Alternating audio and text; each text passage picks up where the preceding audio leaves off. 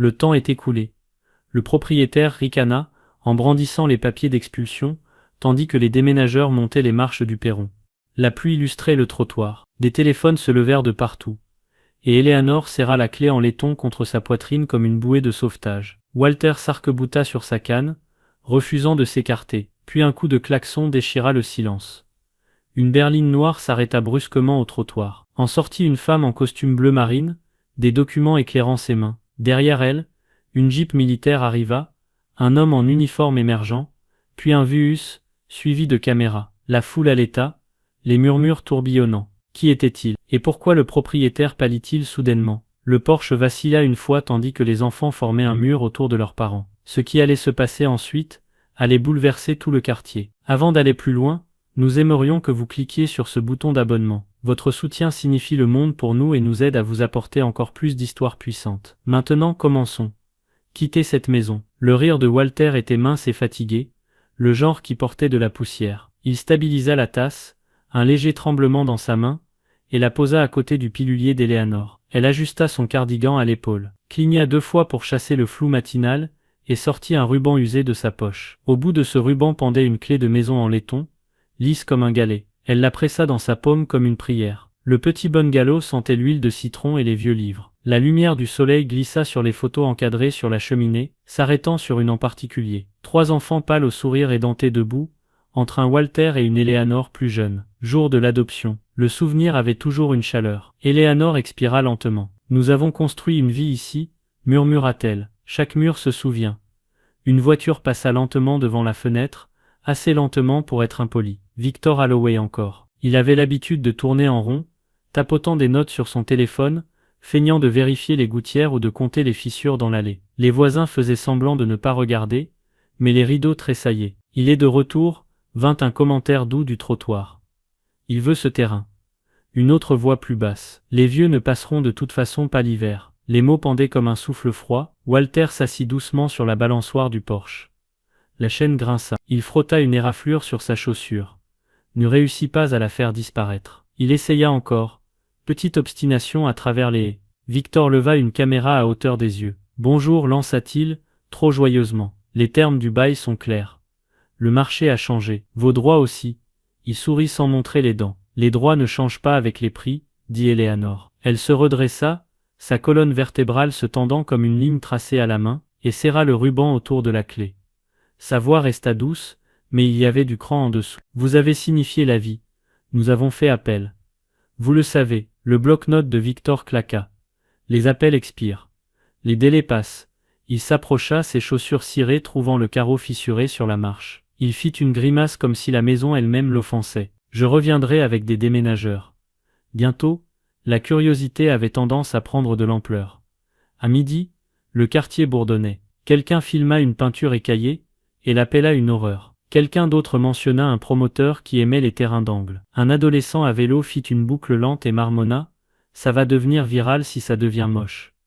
À l'intérieur, Eleanor traça du bout du doigt la vitre des photos. Elle se rappela la première nuit, où les enfants avaient dormi ici, comment la maison s'était tassée et avait soupiré comme si elle apprenait leur nom. Walter se laissa tomber au sol pour atteindre une lettre tombée, grimpassa, respira lentement. Nous ne partons pas, dit-il la voix basse. Pas tant que je peux tenir debout. Eleanor hocha la tête, les yeux sur la clé en laiton. La lumière du porche s'alluma tôt, capturant la poussière dans l'air comme de minuscules galaxies. Dehors, Victor tapa, leva les yeux et prit une dernière photo. Il s'éloigna en sifflotant un air qui ne convenait pas à la rue. La maison écouta, le ruban se réchauffa dans la main d'Eleanor. Et quelque part loin de ce quartier tranquille, 3 téléphones bourdonnèrent dans 3 vies occupées qui avaient jadis commencé sur ce même perron.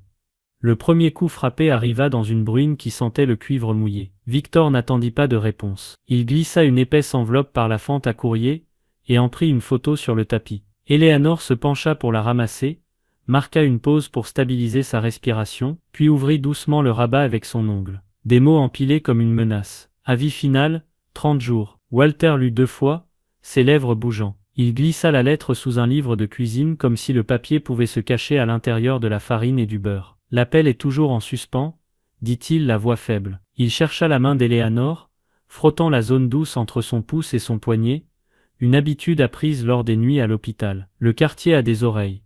30 jours, murmura quelqu'un près de la haie. Il va revendre la maison d'ici l'été. Une autre voix, nette de caféine. La ville s'en fiche. Regarde, ils tentèrent de petites défenses. Walter resserra le cadre. Eleanor étiqueta des boîtes qui n'étaient pas destinées à l'emballage mais à la preuve. Bricolage de l'école du dimanche. Le décret d'adoption. Une carte d'anniversaire avec 3 signatures brouillonnes et une empreinte de pouce chocolaté. La clé en laiton reposait sur son ruban, chaude de sa paume. Chaque heure, elle la vérifiait comme un pouls. Victor accéléra. Lettre recommandée. Un entrepreneur mesurant les fenêtres à midi. Un avis agrafé à l'érable. Le tampon rouge saignant sous la pluie. Il aimait la foule.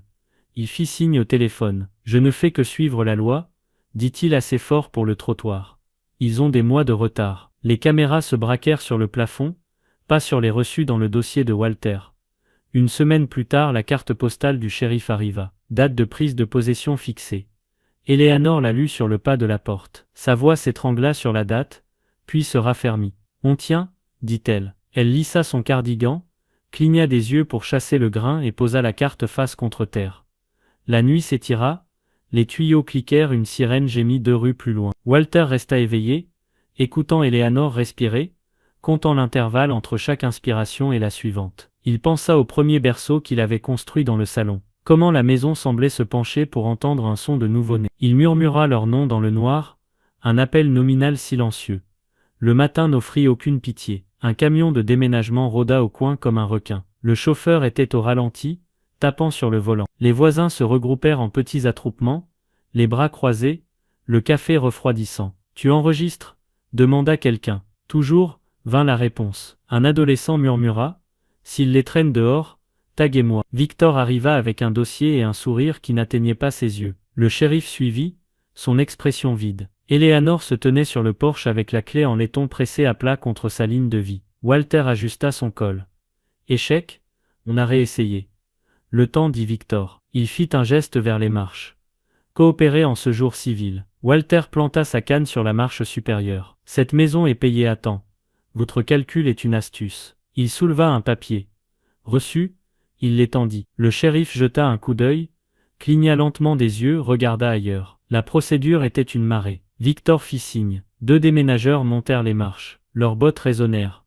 Les caméras se levèrent comme une petite forêt. L'air avait un goût de métal. Eleanor ouvrit sa paume. La clé brilla, puis se cacha lorsque ses doigts se refermèrent. Elle prit une respiration, puis une autre. « Nous ne sommes pas seuls, dit-elle doucement, sans savoir si elle parlait d'eux ou de quelque chose de plus grand. Les déménageurs atteignirent le pas de la porte. Un klaxon retentit au coin, grave et régulier. Les têtes se tournèrent.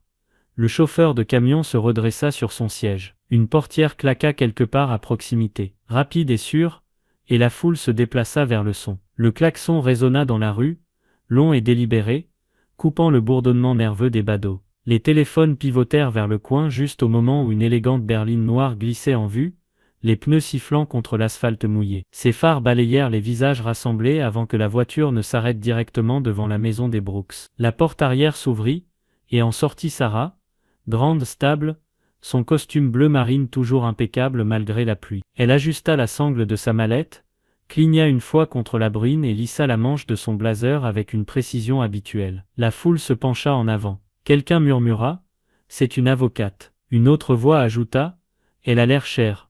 Sarah ne les regarda pas. Ses yeux se fixèrent sur ses parents debout sur le porche. Les doigts d'Eleanor se crispèrent autour de la clé en laiton. La canne de Walter fermement calée contre la marche supérieure. Elle inspira, retint sa respiration un instant, et traversa la pelouse avec un calme délibéré. Le shérif se retourna à moitié, la surprise clignotant dans ses yeux. « Suspendez l'expulsion » dit Sarah, la voix assez claire pour que tout le quartier entende. Elle sortit des papiers de son étui, des pages protégées dans des pochettes en plastique, tamponnées du rouge gras de l'injonction. « Déposez ce matin.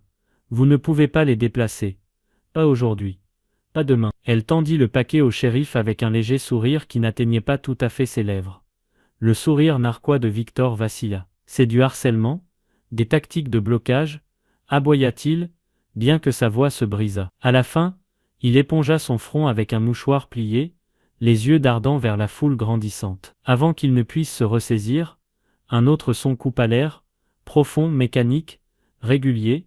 Les têtes se tournèrent alors qu'une Jeep militaire verte roulait dans le quartier, ses pneus craquant sur les flaques. Les voisins reculèrent instinctivement. Du côté conducteur sortit David, sa posture rigide, les épaules carrées sous son uniforme d'officier. Les métaux épinglés à sa poitrine captaient la lumière terne, brillant nettement. Il marqua une pause, ajusta sa ceinture, puis s'avança, ses bottes claquant sur le trottoir. Son regard balaya Victor, puis les déménageurs, puis le shérif. Il parla doucement, mais sa voix portait. Expulser des personnes âgées sous des motifs frauduleux et qualifier d'abus envers les aînés. Ce n'est pas seulement une affaire civile, c'est criminel. Vous voulez vraiment que cela soit inscrit au dossier? Le shérif s'agita. Les déménageurs déposèrent leurs boîtes au sol, évitant le contact visuel. Les commérages ondulèrent. C'est leur fils, militaire? Oh, ça vient de changer. Victor balbutia. Vous ne pouvez pas simplement vous présenter en costume. Mais ces mots furent coupés court alors qu'un troisième véhicule arrivait. Cette fois un Vius noir et brillant qui attirait l'attention comme la gravité. Ses vitres teintées reflétèrent la foule jusqu'à ce que la porte s'ouvre, et que Michael en sorte. Téléphone déjà à l'oreille. Il ne portait ni uniforme ni costume, juste un jean foncé, un manteau ajusté et une confiance qui faisait tourner les têtes. Derrière lui, deux hommes avec des caméras suivirent. Leur équipement était indéniable. La presse, murmura quelqu'un, tirant la manche d'un ami. Il a amené la presse.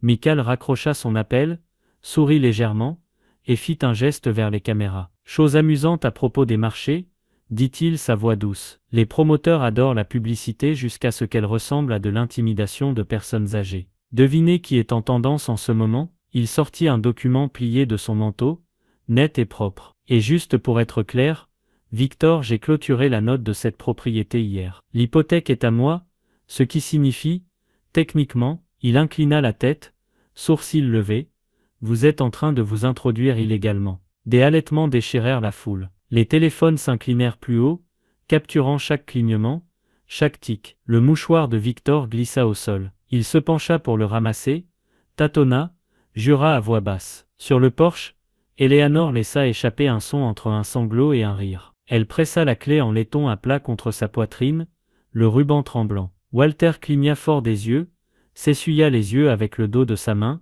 et s'appuya plus lourdement sur sa canne. La rue avait changé.